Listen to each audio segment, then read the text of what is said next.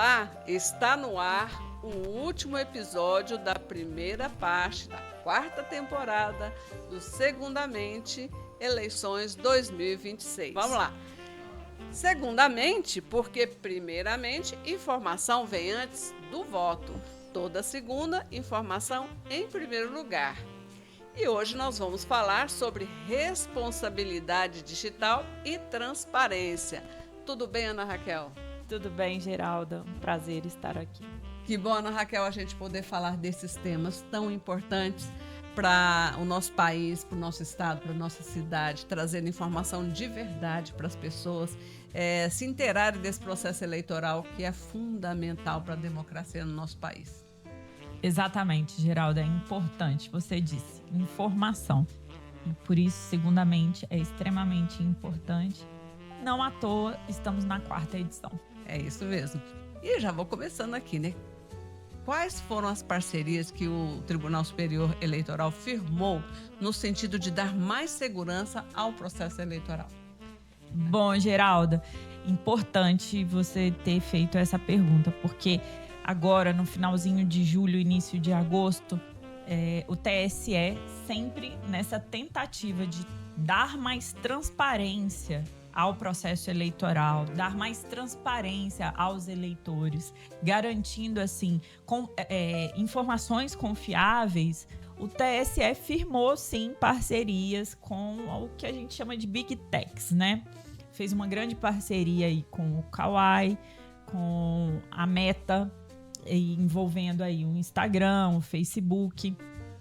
Então, fez a atualização e uma regulamentação do Pardal.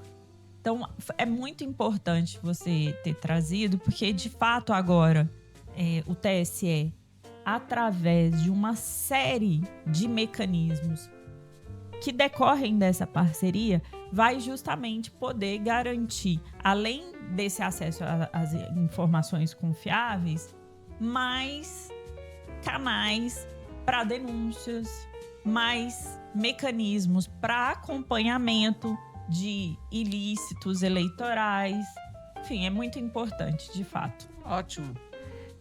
Você trouxe para nós a importância dessas parcerias feitas pelo TSE, mas eu gostaria que você explicasse para nossa audiência. Elas implicam em quê? Em formas de denunciar, né? Quais são as formas de denúncia nesse caso das Big Techs? Tá, então vamos lá. O TSE, de fato, tenta toda a eleição fechar o cerco contra a desinformação, contra as fake news, né? Contra a veiculação de propagandas que contenham condutas vedadas ou ilícitos eleitorais. Basicamente, foi criado o que a gente chama de SIAD. E aí eu vou olhar aqui para não errar, gente. É o Sistema de Alertas de Desinformação Eleitoral. O que o TSE firmou de fato com essas Big Techs? Com a Meta, que aí envolve o Instagram, o WhatsApp e Facebook, criou o que a gente chama de megafone. Que é o quê? A pessoa... o TSE, através do megafone que vai ter nessas plataformas, né, nessas redes sociais, o TSE vai divulgar mensagens sobre as eleições para os eleitores. Tipo assim, na época dessas enchentes aí, a gente recebendo mensagenzinha de alagamento? Mais ou menos isso. Então, esse sistema de alertas vem para que o eleitor tenha acesso através desse megafone a essas informações. Okay. Né? Então, vai ter aí isso visando dar transparência ao processo efetivamente e acesso como a gente disse, a informações confiáveis. Então, o TSE vai ter também um acesso, e a gente falou no nosso programa passado, aquela biblioteca de anúncios dos candidatos e candidatas, que é aquela página de impulsionamento. Então, o TSE vai ter acesso a essa biblioteca de anúncios, onde vai saber o dia que foi publicado, por quanto tempo foi publicado, foi veiculada aquela propaganda impulsionada, o valor do impulsionamento, quantas pessoas de fato foram atingidas por aquela propaganda. Porque isso, como a gente falou no programa passado, era um relatório que era enviado. Sim. E tinha validade mais para fins de prestação de contas. Mas agora ampliou-se. O TSE vai ter esse acesso até mesmo para confirmação do tipo de propaganda que está sendo veiculada ali, porque é impossível ficar monitorando tudo efetivamente de cada um, né? Eu estava aqui pensando, né, que as oposições, né, cada candidato, provavelmente cada partido, vai ter também os olheiros ali atentos a qualquer indício de crime eleitoral para poder apontar, né, para o TSE os problemas do rival, do oposto. É o que a gente fala, né, Geraldo? A gente já falou isso aqui algumas vezes. A democracia, ela precisa ser aprimorada, está em constante aprimoramento e nós fazemos parte, temos que assumir essa responsabilidade pelo aprimoramento da democracia. E vou usar essa expressão, talvez não seja muito bem aceita, mas a gente tem que ser ali o xerife, claro, né? Tem que, de fato, fiscalizar. O cidadão, a cidadã, ele tem que fiscalizar. Sim. Se está acontecendo. Eu ilícito, adoro, né? O pardal, eu confesso. Em época de eleição, assim, pré-campanha de eleição, eu tiro fotinha mesmo, eu gravo vídeo, eu mando várias denúncias pro pardal. A gente precisa usar os mecanismos que estão disponíveis pra gente. Sim. Né? Mas eu gostaria de ressaltar mais algumas inovações que decorrem nessa parceria. Por exemplo, no Google, a gente viu que não pode ter veiculação, eles não aceitaram, isso permanece. Isso. Uhum. Porém, houve a parceria com o Google no sentido de que vai ser disponibilizado, e aí eu vou olhar a minha colinha de novo aqui, que chama o Project Shield, que é para proteger as páginas públicas de invasões cibernéticas. O TSE já sofreu invasão, né? A gente já teve retirada do site do TSE do ar algumas vezes por tentativa de ataque. Sim. Então, o Google firmou uma parceria com o TSE nesse sentido. Então, os conteúdos serão disponibilizados e quando forem disponibilizados em aplicativos cívicos oficiais que tiverem as informações da eleição, vai ter essa proteção. Ok. E também, como a gente falou, no Kawai, que é o quê? No Kawai vai haver uma página dentro do Kawai, um link, na verdade, que vai direcionar as pessoas para conteúdos da justiça eleitoral. Direitos, o que fazer, né? Enfim, também. Então, a plataforma vai criar uma página interna disponibilizando esse tipo de conteúdo. E isso é muito importante, porque se a eleitora tem acesso, né? Até aquele... A gente sabe que hoje os jovens que ainda não votam, mas esses jovens entendem muito mais de tecnologia do que a gente. Já nasceram, né, nesse processo, né? Exatamente. Então, é muito importante. Quando se tem um acesso a uma informação segura, uma informação verdadeira, a gente consegue, de fato, ali iniciar um processo de aprimoramento da democracia em si. Ótimo. Isso. Ana, nós já falamos sobre, mas é importante a gente reforçar, e já que nós estamos falando dessas parcerias que o TSE firmou, nunca é demais a gente esclarecer novamente a diferença entre fake news, desinformação, erro e opinião, e em que momento um conteúdo passa a figurar uma irregularidade ou a configurar uma irregularidade eleitoral. Então, Geralda, a gente pode considerar que desinformação é o gênero e fake news é uma espécie, porque é desse gênero. A desinformação ela é mais abrangente. E a fake news, ela tem, na verdade, algumas características específicas. Quanto à desinformação, ela pode ser veiculada por meio de meme, de piadinha, de um videozinho que tira ali uma informação de contexto, porque informação falsa não é só uma informação mentirosa. Sim. É informação que é retirada de contexto para causar confusão. Sim. Né? Sim. Então, ela a desinformação ela é veiculada nesses vários formatos. Pode ser um jinglezinho, uma musicazinha, uma piadinha, um memezinho, enfim. Fake news, ela tem um traço específico de matéria jornalística.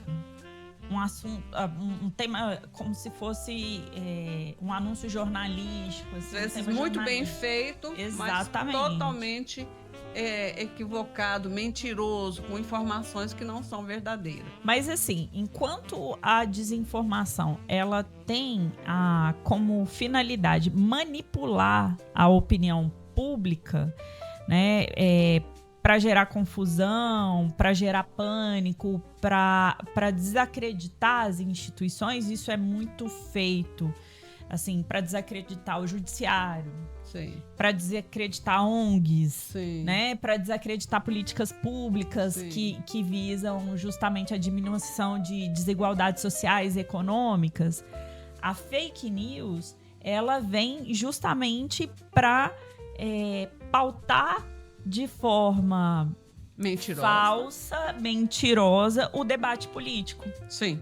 Né? Então e para gerar engajamento e para monetizar. A gente tem aqui um péssimo exemplo de um parlamentar, assim, que faz muito isso e ganha muito dinheiro aqui no estado de Goiás, né? Eu não entendo, até porque, né, assim, com tantas regras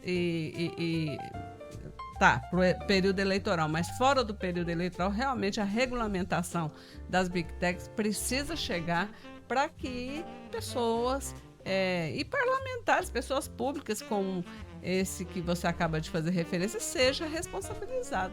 Sim. Não é? Sim. Porque não é liberdade de expressão. Não. E a liberdade de expressão não é absoluta. E a liberdade não é de um direito expressão absoluto. Não significa falta de responsabilidade. Exatamente. Com aquilo que está sendo dito. Exatamente. Para você falar, principalmente se você é uma pessoa pública. Né? Exato, principalmente. Você precisa se responsabilizar pelo que você está dizendo. Não dá para depois voltar lá e falar, desculpa, eu me equivoquei, ou essa informação me chegou por um eleitor, por uma pessoa bonitinha, não sei o quê, da minha confiança. A gente sabe do poder das redes sociais, né? E aí a gente entra até um debate que vai muito além desse período. Sim. Muito além da questão eleitoral, né? A gente tem vários aí debates que envolvem as Big Techs e uma responsabilização enorme, né? Questão de divulgação aí das bets, a questão da pedofilia, a questão da maus tratos aos animais. Enfim, pessoas que fazem conteúdos e vendem conteúdos livremente pelas redes sociais. Com o único fim de ganhar dinheiro. Com o único fim de ganhar dinheiro. E é permitido. E elas... existe, sim, uma irresponsabilidade deliberada das plataformas, porque elas ganham muito dinheiro nesse sentido. Mas, especificamente, durante o período eleitoral, o TSE tenta, sim, fechar o cerco. Toda eleição existem, assim, novas regras que são criadas para barrar a disseminação de desinformação, de fake news, responsabilização das plataformas, responsabilização de quem está divulgando, responsabilização do candidato, da candidata, né? Então, existe, sim. Ok. Você já falou do Pardal e eu gostaria de saber como é que funciona esse aplicativo Pardal, né? E para além do Pardal, que é um canal de denúncia do TSE, e se tem outros canais de denúncia além do Pardal. Tá, então vamos lá. A gente já falou do Pardal aqui. O Pardal é um aplicativo que foi desenvolvido pela Justiça Eleitoral justamente para recebimento de denúncias de ilícitos eleitorais, de condutas vedadas. O Pardal, ele foi, nessas eleições, ele já foi regulamentado, a versão atualizada já está disponível a partir do dia 16 de agosto, quando de fato a gente começa a campanha, porque a gente sabe que começa a propaganda eleitoral. A pessoa pode ter acesso pelo e-título também, pode ter acesso pelo gov.br. Mas baixa o aplicativo, você acessa esse aplicativo com os seus dados, né? Então, ali você tem que... Precisa baixar o aplicativo, então, no celular? Não, você pode acessar pelo e-título. O e-título tem um aplicativo do e-título, mas tem no site da Justiça Eleitoral. É o aplicativo do e-título que você está dizendo para baixar no celular. O do Pardal. Porque o Pardal é um aplicativo desenvolvido pela Justiça Eleitoral. Um aplicativo específico. E ele o símbolo dele é um pardal. Entendo. E chama Pardal. Vai lá no tribunal. Não, vai lá no seu celular e busca esse aplicativo, Pardal. Aí você baixa. Você faz o registro com os seus dados, né? E aí você login, senha e etc. E você pode fazer, como a gente já falou, a denúncia anônima. Tem um campo quando você vai encaminhar a notícia ali, a denúncia, você pode clicar nesse campo dizendo que não quer que seus dados sejam divulgados. Então, quando você clica nesse campo, que você encaminha ali a foto, o vídeo e descreve o que você viu, né? E você envia a denúncia, o sistema recebe, é encaminhado para alguém na Justiça Eleitoral que vai receber. Isso vai ser encaminhado para um promotor também, mas é feita uma triagem inicial daquela notícia que chegou ali na Justiça Eleitoral.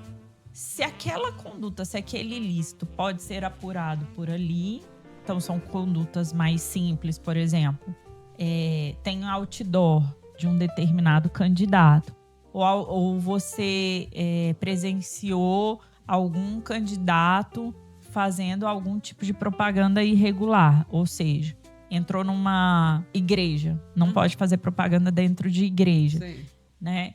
Viu ali o padre fazendo um pedido de voto, ou padre ou pastor pedido de voto para determinado candidato dentro da igreja no meio do culto.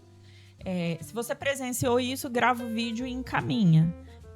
Aí, esse tipo de conduta vai ser encaminhado para um promotor eleitoral ou para o procurador eleitoral e ele vai oferecer a representação. O candidato vai responder ali, vai fazer sua defesa e etc. Se for condutas mais complexas, né, se forem crimes eleitorais mais complexos, que fujam dessa propaganda irregular, o Pardal vai direcionar aí para o CIAD ou para o Ministério Público para que ofereça a ação correta, né? Pode ser uma ação de investigação judicial eleitoral, enfim. Certo. E, Ana, antes de dar essa informação que a Bruna passou aqui para a gente, tem uma coisa que às vezes a gente fica assim, será? Você acredita que, deixa eu ver aqui, diante de deepfakes, conteúdos gerados por inteligência artificial e campanhas coordenadas de desinformação, a Justiça Eleitoral consegue agir com rapidez suficiente para evitar que o dano influencie o voto? A Justiça Eleitoral brasileira, sim. Eu gosto muito de exaltar a Justiça Eleitoral brasileira, porque o nosso processo eleitoral é avançadíssimo. apesar dos constantes ataques que a gente recebe, né, de uma parcela aí de parlamentares, de um determinado grupo político, de pessoas que são adeptas ali de um determinado espectro, né? Ideológico, enfim. Negacionista. O fato é que a justiça eleitoral sempre foi avançada. A gente tem protótipo de uma urna eletrônica que está assim, que é um dispositivo eletrônico, obviamente, resguardado as limitações da época, né? Se não me engano, desde a década de 40, algo assim, que está exposto no Museu do Voto. Então, desde aquela época, a gente já pensava nisso. Se investia nessa... Sim. Então, hoje nós temos a urna eletrônica, não foi invadida. Até hoje, não conseguiram comprovar absolutamente nada. Todo o processo eleitoral, ele tem uma publicização, assim, enorme pelo TSE. Como a gente já falou em outros programas aqui, várias audiências públicas são feitas, o processo não começa no ano da eleição, ele começa mais de um ano antes da eleição. Então, todo um estudo, tem testagem das urnas eletrônicas, né? Tem auditagem das urnas eletrônicas. Então, até hoje, não se comprovou absolutamente nada. Então, a Justiça Eleitoral, ela responde rápido, sim. Nós temos, assim, a gente tem muita criatividade pro ilícito. Mas a Justiça Eleitoral consegue responder de forma bastante rápida. E vem tentando, né? Tanto que a gente falou, né? Toda eleição tenta-se com novas regras. Sim. E aí eu gostaria de ressaltar. Na pandemia, a gente teve uma resposta muito rápida da Justiça Eleitoral. Sim. Que a gente conseguiu fazer uma eleição geral. Geral, a eleição geral que a gente fala é a federal com presidente, vice, etc. Sim. De uma maneira muito segura para as pessoas. Então a gente teve a criação ali do e-título com disponibilização de inúmeros serviços que podiam ser feitos pelo site do TSE, pelo aplicativo da Justiça Eleitoral, para que as pessoas pudessem regularizar, pudessem regularizar a sua situação e votar. Sim. E agora a gente falou da resolução cidadã, né? Que veio facilitando, veio trazendo mais acessibilidade para as pessoas. Olhar para segmentos minoritários. Mulheres, né? Com medidas protetivas. Sim. Então a Justiça Eleitoral brasileira é avançadíssima. E é para se elogiar, né? Nossa, para se aplaudir. Muito. Não, eu sou fã.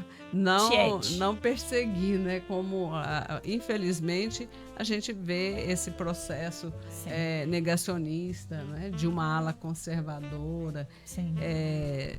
Que tenta desqualificar as nossas instituições. Não só o sistema eleitoral, mas as próprias instituições. Sistema eleitoral que elege eles, né? Exato. Né? Sistema eleitoral que assim, permite que eles se candidatem, né? Que eles se candidatem, que eles tenham ali o direito à fala. Porque se fosse do jeito que eles falam, né? Sim. Eles não poderiam nem falar. Sim. Não poderiam falar. As mulheres que falam contra o sistema eleitoral brasileiro, que gostariam que o Brasil voltasse ali ao século retrasado, não poderiam nem votar sem autorização dos seus maridos.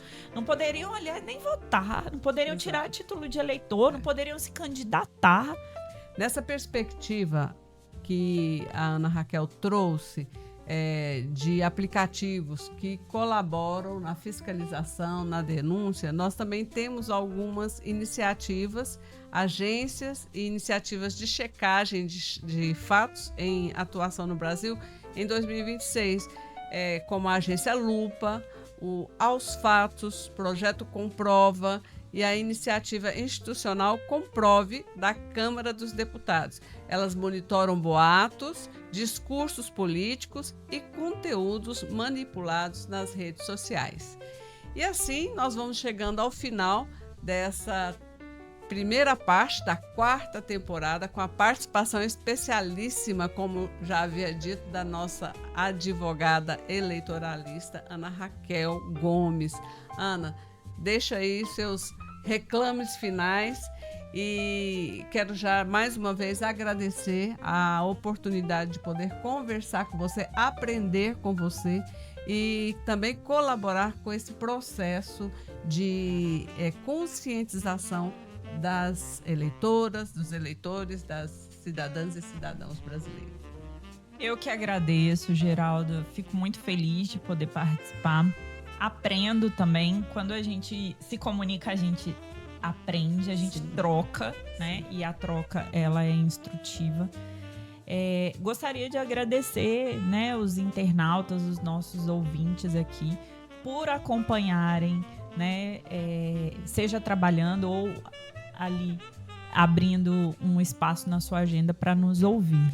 Então, eu tenho uma honra enorme de participar do Segundamente, de participar aqui com todos vocês, de aprender com vocês. E gostaria de ressaltar mais uma vez a importância do Segundamente, que aí é transmitido pelo Mulheres na Comunicação, no canal do YouTube, nos nossos parceiros aqui, né? A Agência Pulsar, Rádio Noroeste. Isso, e daqui a pouco também nós estaremos disponibilizando no nosso canal no Spotify. Então, muito obrigada. Obrigada. E lembrando que o Segundamente volta para discutir as temáticas, na próxima semana, as temáticas que são para nós assim fundamentais nesse universo da sociedade brasileira. Saúde, educação, segurança pública e o que você, enquanto internauta, tiver interesse, né, falar, olha, gostaríamos de discutir essa temática porque é fundamental para o nosso dia a dia, interfere na nossa vida. Nós estaremos trazendo especialistas para falar disso. E no final do primeiro turno e depois do segundo turno, também um especialista para falar do resultado dessas eleições. Espero estar aqui. Com certeza.